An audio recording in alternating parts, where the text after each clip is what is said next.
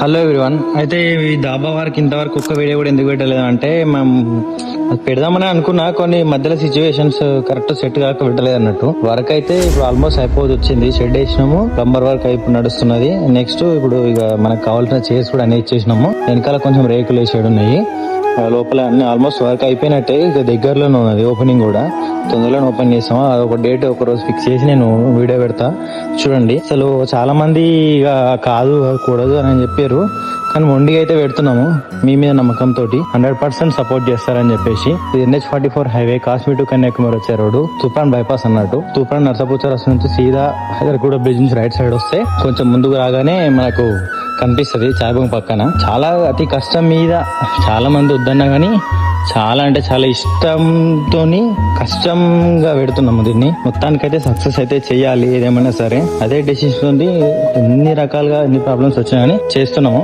Doubts ఉంటే comment చేయండి. Thank you.